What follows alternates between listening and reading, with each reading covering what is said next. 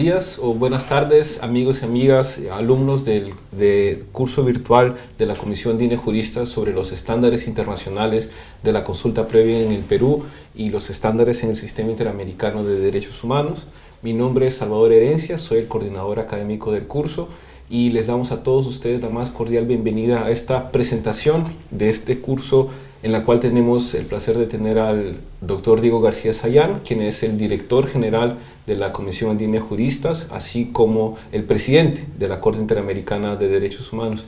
Doctor Diego, buenos días o buenas tardes, dependiendo del horario de quienes nos están viendo. Sí, bueno, realmente es un gusto estar con todos los que participan en este curso virtual, tener la oportunidad de tener un diálogo también a través de la vía electrónica y para compartir algunas reflexiones, no a modo de conclusión de este curso, sino de complemento de todos los trabajos que han hecho en los días anteriores. No, por supuesto que sí, y además el tema de consulta previa, tanto en la Corte Interamericana como en los países de América Latina, está lejos de hacerse concluido, recién se está iniciando un paso. Claro, porque a veces uno está localizado en algún país y parecería que ese es un proceso y una pregunta que se está haciendo en ese país, pero si uno revisa el mapa de América Latina, desde México hasta el sur, hasta Argentina y Chile, sea porque la inversión privada en recursos naturales está aumentando o porque hay inversión pública en hidroeléctricas, estas tensiones por el uso de territorios y de recursos de pueblos indígenas existe hoy día de manera muy viva y palpitante en 14 países de América Latina, de manera que no es una pregunta que hay que hacer en uno u otro país.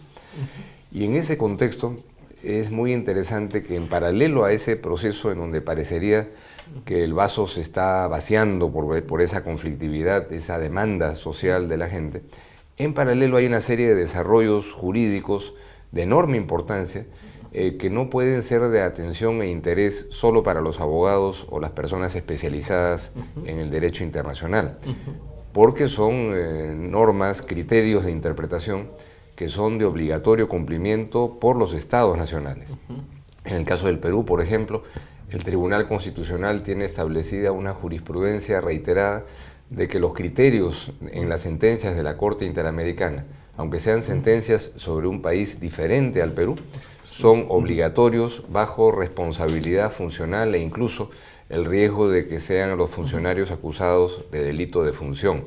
De manera que es un asunto muy importante rescatar a propósito de este tema, y esa conversación es la que podemos tener en los minutos que siguen, cuáles son aquellos puntos principales que en las sentencias de la Corte Interamericana se han ido destacando y se han ido enfatizando. La Corte empezó a existir hace más de 30 años y los casos sobre temas indígenas demoraron en llegar, ¿no? Es recién en los últimos 10 años que han llegado varios.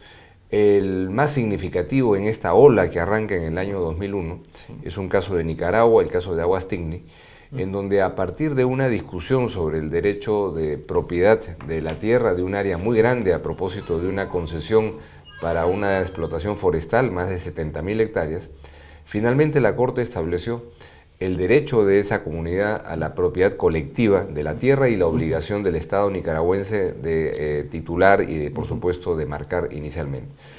Eso significó ya un avance conceptual muy importante, porque era que el derecho de la propiedad, que está reconocido en el Tratado Interamericano como un derecho básicamente individual, la Corte Interamericana interpretó a la luz de los componentes que le hacen a la identidad étnica de los pueblos indígenas, en donde el ejercicio colectivo de ese derecho individual es la forma a través de la cual se realiza el derecho de la propiedad individual, que es en el caso de los pueblos indígenas, que así tienen establecido el concepto de propiedad colectiva, la titulación colectiva es la forma a través de la cual se garantiza el derecho de propiedad, y palabras más, palabras menos, el Estado nicaragüense cumplió y a los 2 o 3 años los títulos de propiedad por esas 73.000 hectáreas fueron entregados. Ya se esbozó ahí algo sobre el tema de consulta previa, pero que fueron a través de algunos casos posteriores en Paraguay, y particularmente un caso por el nombre del grupo étnico llamado Saramacca, sí, en Surinam en el 2008, que se avanzó en el concepto de consulta previa con ingredientes mucho más claros. Podríamos entonces decir que toda la jurisprudencia anterior a Saramacca estaba estableciendo de cierta forma los lineamientos generales, y es con este caso que la Corte Interamericana ya da un paso cualitativo. En Saramacca la Corte establece 3 componentes claros, y tal vez el siguiente paso jurisprudencial se dio este año con Sarayaku en el Ecuador, sobre el cual podemos volver en unos minutos. Sí. Porque lo de Saramacca ya fue muy relevante porque estableció, a propósito del derecho de la utilización de recursos naturales, 3 conceptos bien importantes. Primero, el derecho de la gente a la consulta previa. Sí. Segundo, la obligación del Estado de que exista un estudio de impacto ambiental objetivo y también previo al proceso de concesiones. Y finalmente, que la comunidad tendría que tener algunos beneficios razonables de ese proceso de inversión. A partir de ahí se consolidaron ya algunos criterios muy importantes que por supuesto tienen un referente esencial en la Convención 169 de la OIT, pero que no tiene un mecanismo de supervisión y de seguimiento que dicte sentencias obligatorias. El Comité de Expertos de la OIT dicta recomendaciones. Sin embargo, lo que ha hecho ya la Corte es establecer lineamientos que son de obligatorio cumplimiento en todos los países. Cuando llegue el caso de Sarayaku, que es una comunidad en la provincia de Pastaza, sí, en el Ecuador, un conflicto que tenían con unas concesiones que se dieron en la década anterior a una compañía petrolera argentina que inició el proceso de exploración sin un mecanismo de consulta. La Corte Interamericana ha podido precisar, creo yo, de manera muy, no definitiva, pero muy significativa, algunos conceptos importantes. Creo que estos conceptos a estas alturas del partido son básicamente 5. Solo antes de ver esos conceptos, que esa es la sentencia más importante que, se ha sacado, que la Corte Interamericana ha sacado sobre el tema de consulta previa, solamente damos el saludo a todos los alumnos y alumnas que ya están escribiendo a través del chat, y les invitamos de una vez a comenzar a formular sus preguntas a modo de poder tener una participación interactiva aquí y poder conversar sobre el tema de la consulta previa. Entonces, solamente una invitación ya a las personas que nos están viendo. Entonces, bueno, doctor Diego, correcto, hay 5 puntos que... Porque yo creo que, digamos, el problema es que una persona que no es experta en derecho y quiere bajar la sentencia de la página de la Corte Interamericana puede sentir cierto temor, por no decir repugnancia, de un texto que tiene cerca de 100 páginas, ¿no? Sin embargo, si uno hace esa lectura, uno va encontrando que hay partes que son muy claras en definir ya no la descripción del proceso, que tal vez no a todos interese, sino las conclusiones, ¿no? Sí. Entonces, estos 5 ingredientes creo yo que tienen la cualidad de poderse convertir en una especie de parámetro normativo que busca resolver esta contradicción en aparente antagonismo y sin posible solución para algunos, que es el derecho de los pueblos indígenas a participar con el derecho de la sociedad y del sector privado de que los recursos naturales que están en esos territorios indígenas puedan ser materia de procesos de inversión para la exploración y la explotación. Entonces, lo que la Corte ha hecho de manera consistente es procurar ponderar los derechos de uno y otro lado para establecer a partir de ahí sus criterios y sus lineamientos. En el caso de Sarayaku, como decía, son básicamente 5. No todos tienen la misma entidad y peso, pero eso ayuda pedagógicamente a recapitular cuáles son las obligaciones de los estados. Y la primera es esa, que la consulta es una obligación del Estado, ¿no? No es solamente un derecho de la gente, sino al ser obligación implica que el Estado tiene que organizarse de manera adecuada, tiene que contar el aparato administrativo que pueda conducir los procesos de consulta de manera previa a las decisiones de concesión o a las decisiones del Estado de utilizar esos territorios para un proceso de inversión como una hidroeléctrica, una carretera o lo que fuera. De manera que no es algo que hay que esperar, un bloqueo de calles, un pedido del gobierno local, del gobierno regional, sino que es algo natural que tiene que tener, así como hay una maquinaria para organizar las elecciones municipales y las elecciones nacionales, tiene que haber un sistema eficiente para la consulta previa.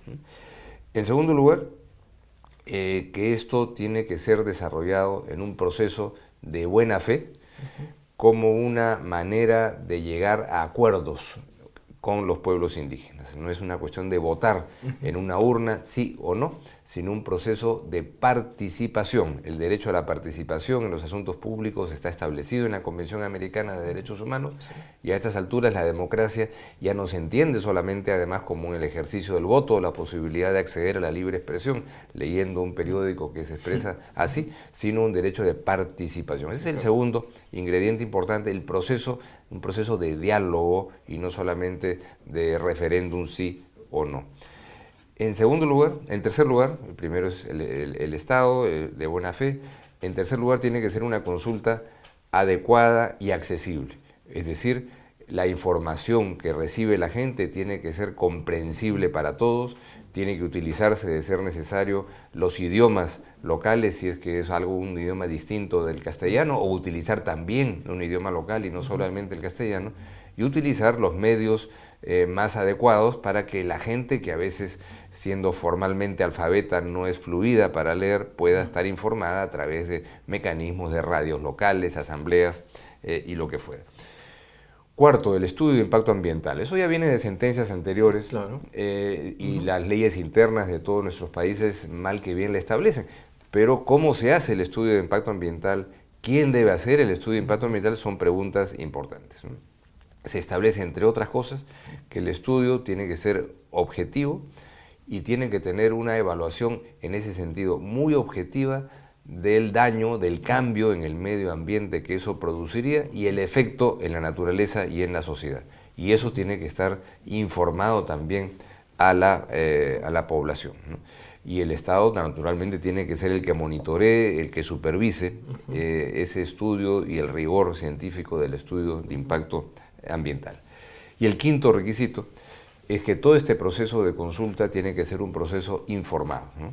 Es decir, no puede ser una información básica, general, sino que tiene que completar todos los detalles de inversión y de los efectos con todas las características que hemos visto, que sea comprensible, que sea parte de un diálogo, para que el derecho de la consulta, ¿sí?, que tiene como contraparte la obligación del Estado de organizarse para este efecto, realmente sea un ingrediente en el diseño de una relación distinta de la que han vivido nuestras repúblicas desde que se fundaron a principios del siglo XIX, que es una relación en donde los pueblos indígenas tienen una voz, tienen un papel en la participación y también, por qué no decirlo, en los beneficios que estos procesos de inversión pueden generar. La Corte Interamericana no le corresponde precisar cómo deben ser esos beneficios, sino que eso debe ser parte de los asuntos que en estos procesos de consulta y de diálogo tienen que llevarse a cabo. Entonces yo quiero simplemente recordar cómo esto, que aparentemente fija reglas complejas, ¿no? Indudablemente son complejas. Más fácil era como se hacían las cosas a principios del siglo XX, en donde simplemente se daba un decreto y si había malestar o resistencia en la población, el ejército o la policía se encargaba de restablecer el orden y la inversión se hacía igual y el daño ambiental era feroz, ¿no?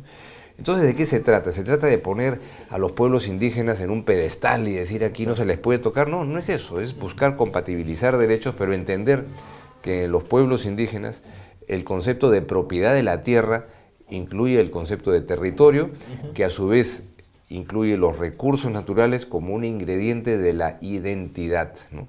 No es algo que tiene el sentido estrictamente patrimonial que tiene con los valores occidentales, sino tiene otro componente, otro valor. Entonces aquí no se trata pues de pensar como algunos simplificadores de la realidad social piensan que distribuyendo títulos de propiedad individual en las zonas amazónicas, por ejemplo, se resuelve el problema de las tensiones. No es así.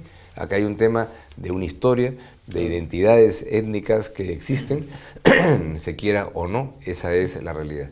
Entonces, este es uno de los grandes retos que hoy día tiene América Latina, porque en este contexto en el que ha crecido la economía mundial, han aumentado los precios de los recursos naturales, estas tensiones se van a seguir produciendo porque zonas a donde era absolutamente poco rentable pretender invertir hace 15 o 20 años, hoy día está llegando el capital, empresas transnacionales, entonces ahí es lógico involucrar esa dinámica como un ingrediente que ha llegado aparentemente para quedarse.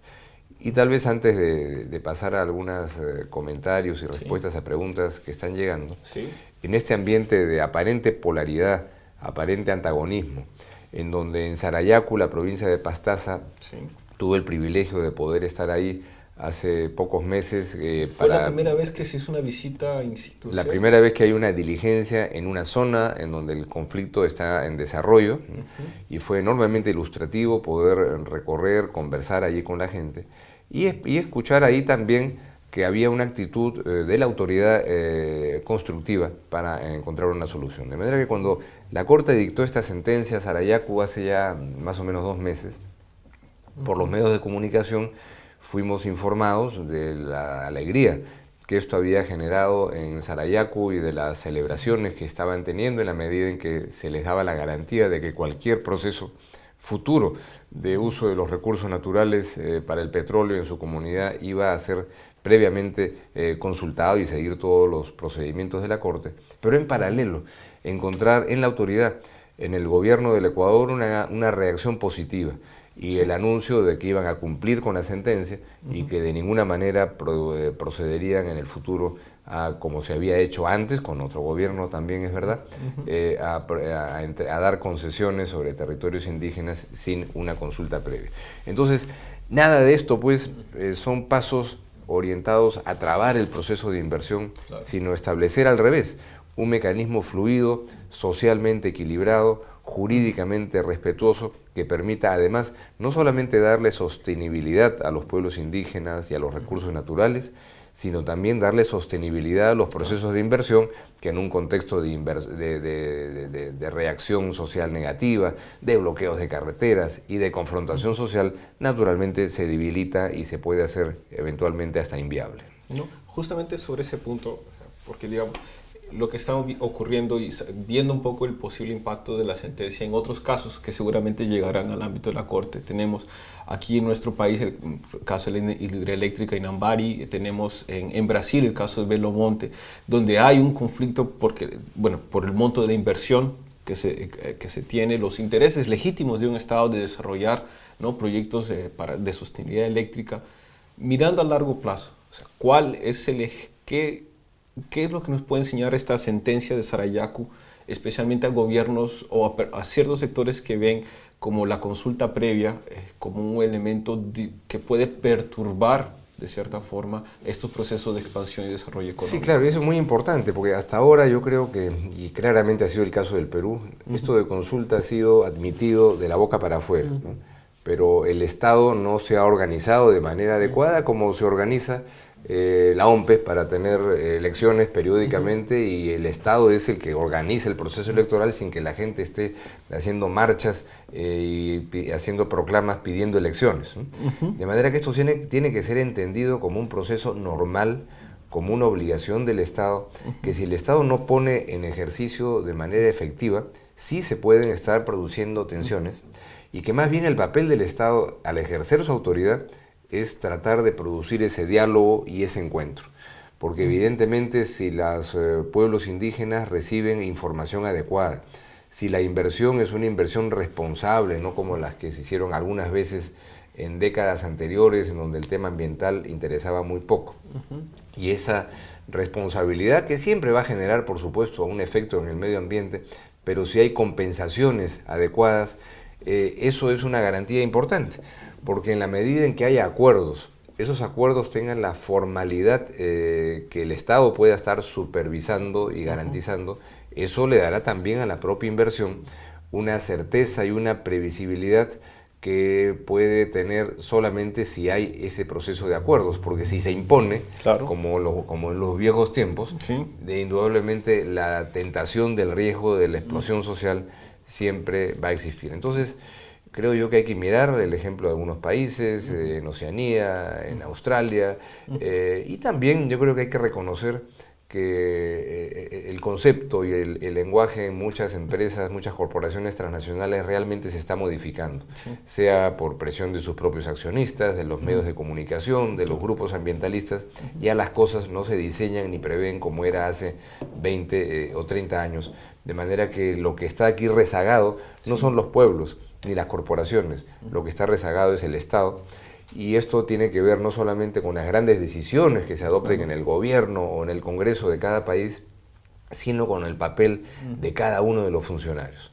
Porque la responsabilidad de cumplir con estas obligaciones internacionales finalmente le toca no al Estado en abstracto solamente, a la Cancillería o a los ministros, sino es una responsabilidad que tiene cada juez, cada funcionario del gobierno central, de un gobierno municipal o de un gobierno regional cuando un gobierno regional existe. Claro, y en ese sentido incluso, y lo podemos ver en términos, viendo en políticas públicas, que si bien el costo de realizar esto puede ser altísimo y podría postergar algún tipo de decisiones de proyectos estratégicos, también el costo de no hacer a largo plazo es mucho más alto, ¿no? Entonces, así es, y ahora uno ve que hay procesos de inversión, y esto es perfectamente viable, hay procesos de inversión que se están llevando a cabo hoy en el Perú, muy grandes, con mecanismos de consulta, de inversión social, previos, porque cuando esto se hace ya después, dice, bueno, la logia que a veces yo he visto en algunas corporaciones, bueno, cuando la gente proteste, ahí pues les daremos el agua, ¿no? No, ahí se pierde la confianza, y se pierde la confianza a veces para toda una generación, como ha pasado ya en varios proyectos que se han tenido que paralizar porque los gobiernos democráticos de hoy no están dispuestos a utilizar los bombardeos, ni la ametralladora, ni las bombas lacrimógenas para imponer una inversión a sangre y fuego. De manera que ese es el nuevo contexto en el que el papel activo del Estado es acaso la novedad más importante. ¿No? Y también tenemos que tomar en cuenta que el Convenio 169 es un tratado internacional y es una obligación internacional de los Estados. Y esto no es un favor, no es un elemento facultativo, sino que hay una obligación y hay compromisos concretos. Y precisamente sobre ese punto ya estamos comenzando a recibir varias preguntas por parte del chat.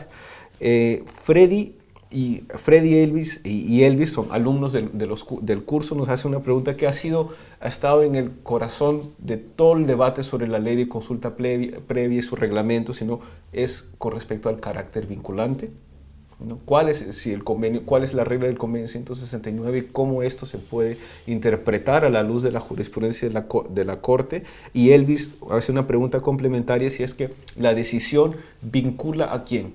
Vincula a todas las partes, a todos los actores.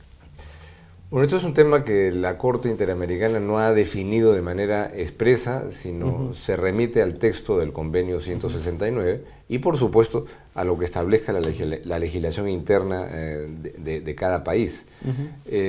Pero tal como la Corte ha desagregado los ingredientes de la consulta previa, lo entiende básicamente como un proceso de participación y de llegar a acuerdos, y no tanto del ejercicio de un derecho al veto.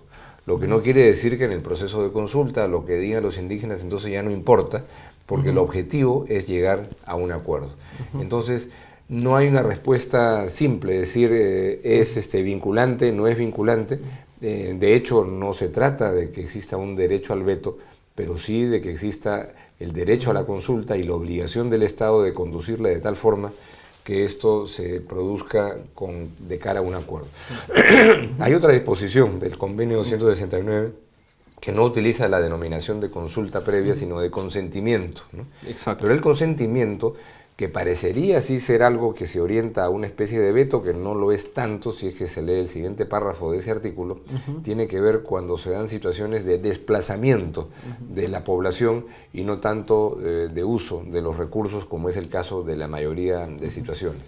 Pero aún en el caso que se produzca ese desplazamiento, hay finalmente ciertas vías para que esto se module por la vía de un acuerdo. Entonces, no creo que sea una disyuntiva al final decisiva, porque los estados tienen que poner en marcha un proceso de participación y si bien suena lo más garantista para los derechos de los pueblos indígenas, que cada asamblea finalmente ejerza una especie de derecho de veto y que eso sea vinculante, no es exactamente así que se interpreta en base a la norma internacional, ¿no? Claro, claro, entonces ahí hay cierto margen de discreción del Estado, pero esa discrecionalidad no es absoluta. Y entonces vamos a unas preguntas que ya están viniendo, también Leslie, entre otras personas, nos están consultando. ¿Qué no entra bajo la consulta previa? O sea, ¿qué proyectos o todo aquel que involucra puede tener una afectación a pueblos indígenas debe ser sometido a una consulta previa? Y si este proceso abarca tanto el suelo como el subsuelo. Mira, el sentido de la jurisprudencia, naturalmente eso tendrá pues matices y particularidades en cada caso, es que toda medida administrativa o legislativa que afecte los derechos de los pueblos indígenas debe ser materia de consultas. Un proyecto de ley, una decisión que tiene que ver con la entrega para una concesión de exploración o para poner en marcha una hidroeléctrica, que son las típicas situaciones que generan conflictos, ¿no? Entonces, eso debe ser materia de consulta. Y la segunda parte, ¿cuál era la...? Si es comprender suelo, subsuelo, y qué es lo que se podría... No, por supuesto. Y qué se podría, digamos, por ejemplo, una obra pública, independientemente de su naturaleza, por el solo hecho de afectar a un pueblo indígena o a un territorio, ¿debería ser sometido a consulta previa o hay excepciones? Bueno, en general depende pues de la significación, pero en la medida en que afecta, todo proceso tiene que llevar un tipo de consulta y por supuesto el concepto de tierra, de superficie, incluye el de subsuelo.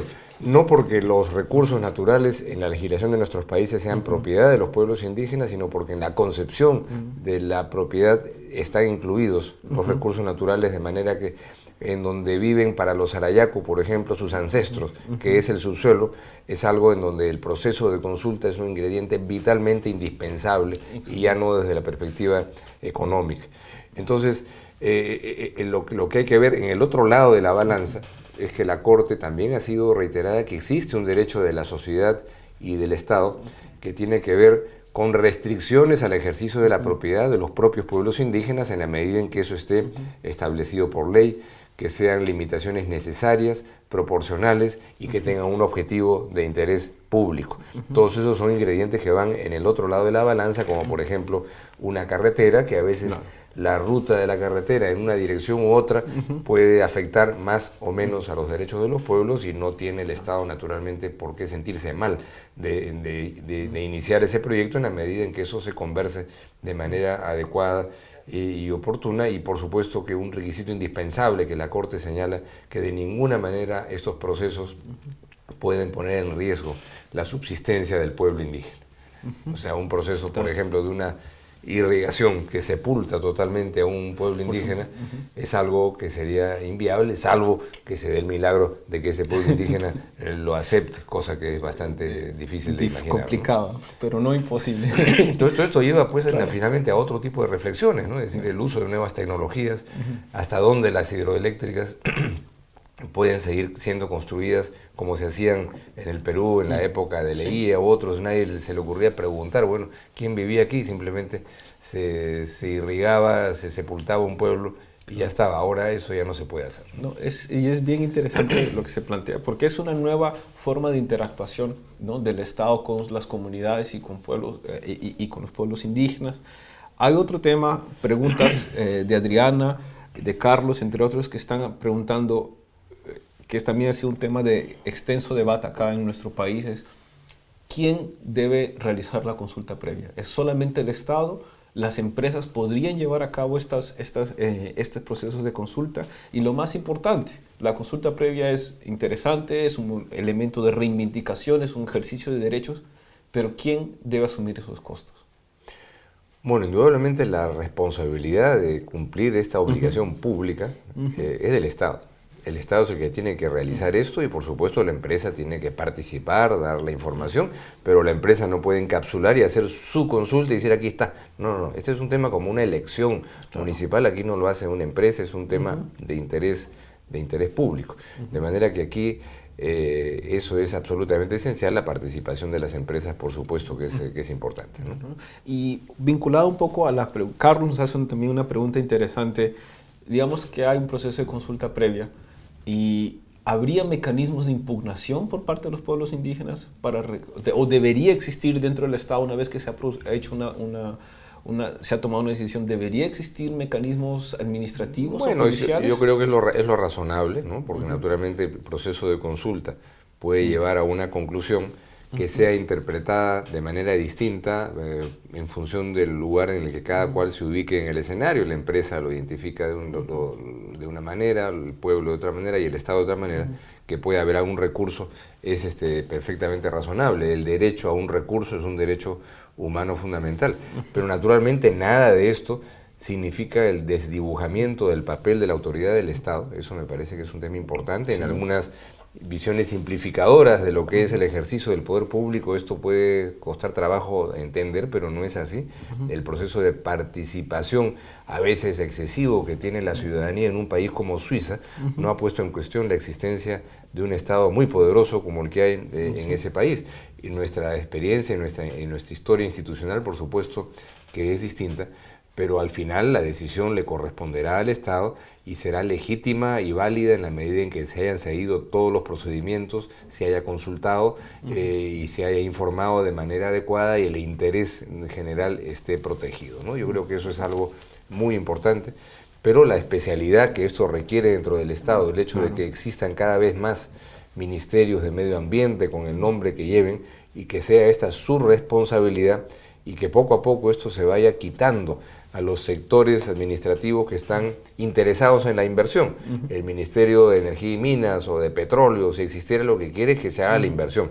Y de manera que la lógica de simplificar los procesos de consulta, de los estudios de impacto ambiental, es una lógica no de mala fe, sino casi inercial, porque tienen un objetivo determinado, que haya una identidad propia, que quien realiza, impulsa, organiza los procesos de consulta tenga institucional y burocráticamente una responsabilidad distinta del sector que está interesado en promover la inversión.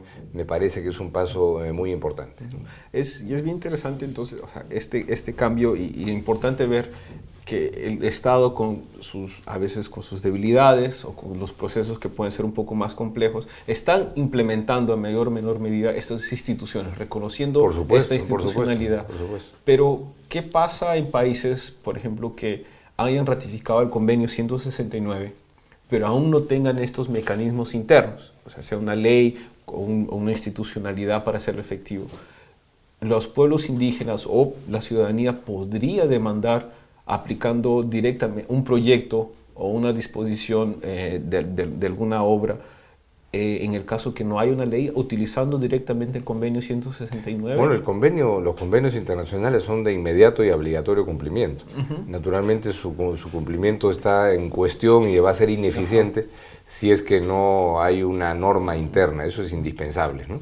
Entonces creo que esa es una de las obligaciones que está clara en estas sentencias, es que el Estado tiene que organizarse de manera adecuada para hacer que esto funcione, una ley, un reglamento, los recursos administrativos y presupuestales necesarios es absolutamente indispensable, porque si no es la apertura de mecanismos caóticos de consulta y de explosión social, porque la obligación existe desde el día en que el Estado se hace parte del convenio 169. Exacto, entonces siempre tener en cuenta que por lo menos en América Latina los tratados de derechos humanos tienen rango constitucional, son de efectivo y inmediato cumplimiento, ya dependerá de cada caso. Y ahora, y además la interpretación que ha hecho la Corte Interamericana en sus sentencias, no es que yo lo diga, sino que así lo dice el derecho, son obligatorias, de manera que no hay que leer solo el convenio 169, sino estas 3 o 4 sentencias que debieran ser hoy día un elemento importante en la capacitación de todos los funcionarios que están vinculados en el Estado, ministerios de medio ambiente, gobiernos locales, regionales,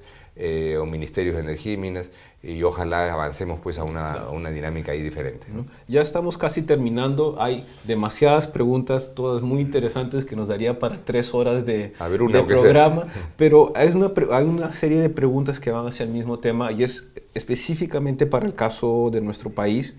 El Perú ratificó el convenio 169 hace casi 12, 13 años, a mediados de los 90, pero la ley de consulta previa solamente fue publicada el año pasado. Entonces, en esos 13 años, en ese vacío entre la ratificación del tratado y la adopción de la ley, ¿qué se podría hacer? ¿Hay algún mecanismo que se podría hacer para cuestionar o para que los pueblos indígenas participen? Yo no quiero aquí insinuar una lógica de cuál podría ser, simplemente recapitulo lo que cada cual puede mirar. Está la descripción de lo que pasó en el Ecuador, en el caso de Sarayaku, en donde el proceso de exploración en Sarayaku empieza en una fecha determinada. Cuando eso estaba en desarrollo, el Ecuador se hace parte del convenio 169, pero se siguieron haciendo las exploraciones sin consulta previa. Entonces lo que la Corte ha establecido, que desde el día en que el Ecuador fue parte del convenio 169 ya estaba en clara violación del derecho por no haber incorporado la consulta previa en la dinámica de relación con la comunidad Sarayaku, ¿no? Y creo que sería un precedente a tomar en consideración. No digo que es lo que hay que hacer en otros lados, ¿no? Porque depende, a veces la conflictividad no se ha producido, ¿no? Exactamente, exactamente. Entonces, y es justamente una de las preguntas o comentarios de Mario Melo, que nos hace el comentario sobre el caso Sarayaku, que es uno de los puntos más importantes de esta sentencia, es el reconocimiento a los pueblos indígenas como sujetos colectivos de derecho, claro, ¿no? Y Mario fue un activo y muy dinámico abogado de la comunidad del pueblo quichua de Sarayaku en el proceso, y conoce por eso de manera muy viva.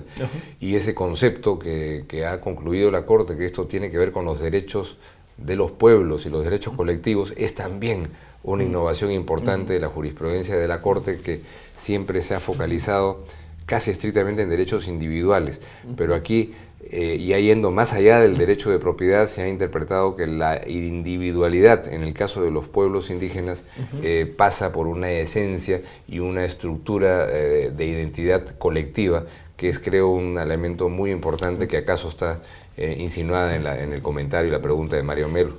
No, es bien interesante, y a modo de ya ir terminando, sería dos preguntas. Una, mirando en el ámbito interamericano, o sea, que si bien la Corte Interamericana, digamos, en los 90, comienzos de los 2000, se centró en la persecución de crímenes internacionales, de graves violaciones a los derechos humanos, en estos últimos años la Corte Interamericana se ha centrado en pueblos indígenas, y uno de los problemas que algunos pueblos y comunidades tienen es cómo acceder al sistema interamericano, ¿no? Entonces,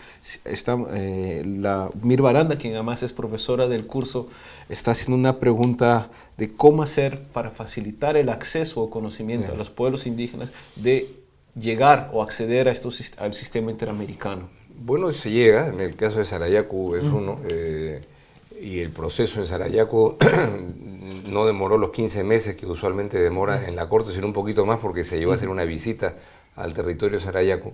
Pero hay que seguir un trámite previo, ¿no? En la Comisión Interamericana de Derechos Humanos, que a veces es un poco extenso, ¿no? Ese es un dato real, efectivo. Esperemos que el proceso de fortalecimiento del sistema interamericano implique algún mejoramiento en las capacidades de gestión de la Comisión Interamericana, para que el plazo razonable se cumpla también en ese espacio. Y cuando se llega a la Corte Interamericana, la Corte ha hecho 2 innovaciones reglamentarias recientes que son muy importantes para que las víctimas puedan tener una participación activa. Sí. Uno, un fondo de apoyo a las víctimas para que si no tienen los recursos puedan recurrir a él para que se pague sus gastos de viaje, sus gastos de documentación y otros. Y otro, la creación de la figura del defensor interamericano, para que quien no tiene abogado pueda escoger un calificado abogado dentro de las defensorías públicas de América Latina, que tiene un convenio con la Corte, y como ya lo estamos viendo en varios casos, abogadas y abogados de primer nivel que están prestando gratuitamente su concurso, pero no como abogados de última calidad que no tienen, que quieren aparecer por ahí en un caso, sino gente de muy buen nivel que está haciendo un papel muy importante. Esto no significa que estén disponibles fácilmente los mecanismos del sistema, porque al final son mecanismos, como se sabe, supletorios. Lo importante es que existan mecanismos nacionales inspirados en estos principios, porque los estados que son parte han reconocido la competencia de la Corte Interamericana están obligados a seguir los criterios jurisprudenciales que están ahí emanados, ¿no? Es bien interesante eso. Entonces, que una de las cosas que es la preocupación no solamente en pueblos indígenas es la participación, ¿no? Que los mecanismos de participación de llegar al sistema interamericano sean más fáciles. Entonces, este fondo de víctimas y este grupo de colegiados facilita de cierta forma el trabajo a estas personas que generalmente no tienen los recursos, los mecanismos para poder acceder a este sistema. Hay demasiadas preguntas, es imposible responder a todas. Algunas ya han sido de cierta forma esbozadas en esta breve presentación.